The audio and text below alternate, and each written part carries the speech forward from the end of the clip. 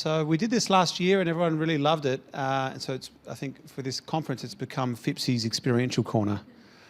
And I did tell Rob that he could call it Phipps's Experiential Corner, but looks like he decided to call it Andrew's Experiential Corner. Yeah. Okay. Next year.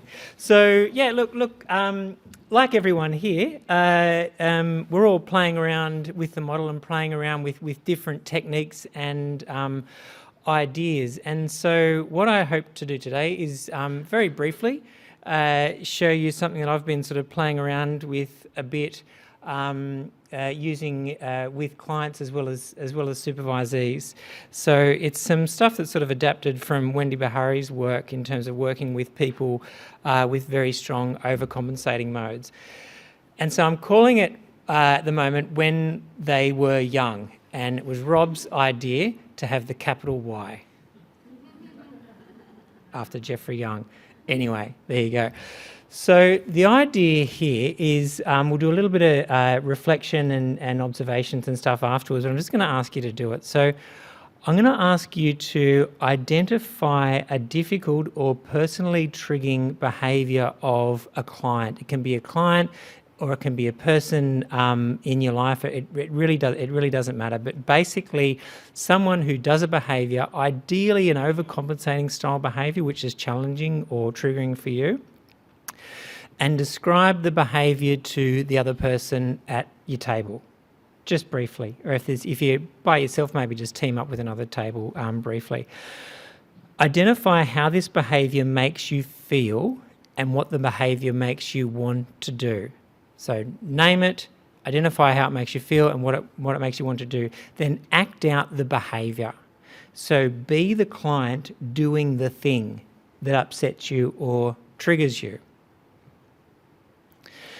Now the next thing is I'm going to ask you to think about how would my client do this same thing, my client peer or whoever it is, how would my client do this same thing when they were a kid? So with your knowledge of the person's childhood development, how might they have done the same behaviour when they were young?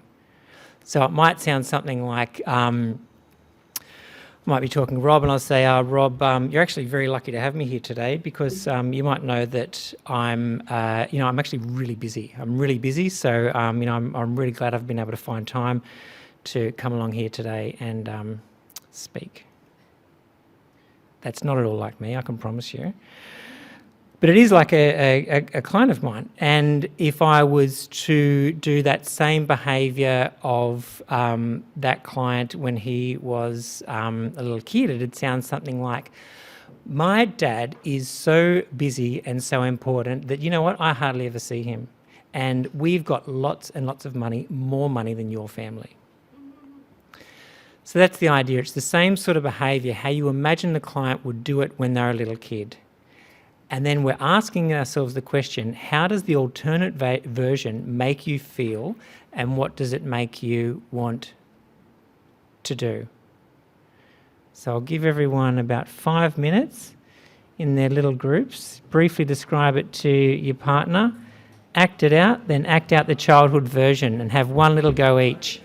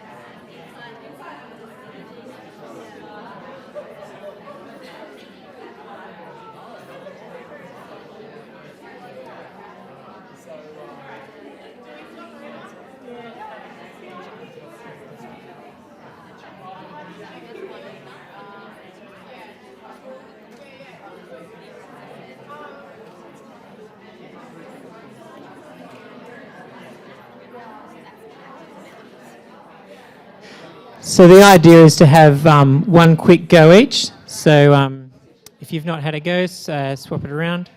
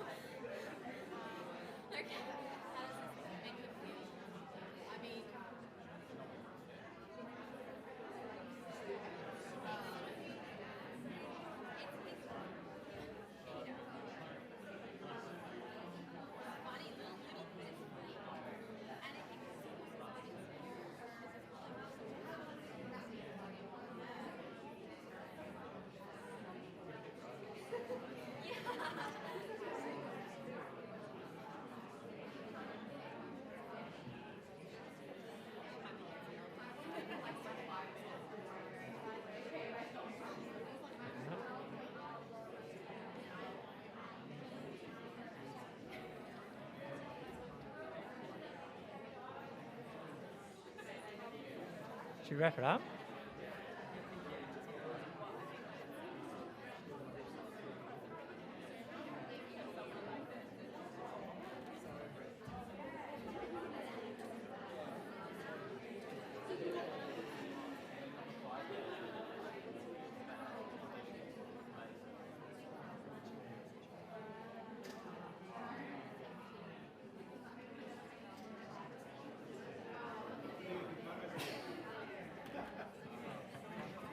Candid, very candid photos. Yeah. Should we wrap it up, do you reckon? Should we wrap it up? Yeah. Oh, sick. Yeah. Okay. Coming back to the big group. So I've got a bunch of reflection questions. So when we do self-practice, self-reflection groups, the idea is to observe the experience. What did you learn about yourself, and what are the implications for practice? So you can either use these questions as a way to guide your thinking or your observations or your reflections, or maybe you've just got something to say. How did people find, or what were people's experiences doing that activity?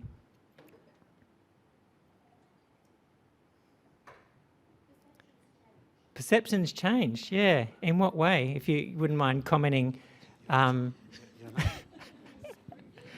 your perception changed. In what way? It became kinder. Yeah. So in mode terms, it's like we can almost kind of get out of one certain mode into another mode, and we could kind of connect a bit more with our clients. Yeah, kinder, more judgmental, less judgmental, more empathic. Yeah. Yeah, our emotional experiences changed as well. Yeah.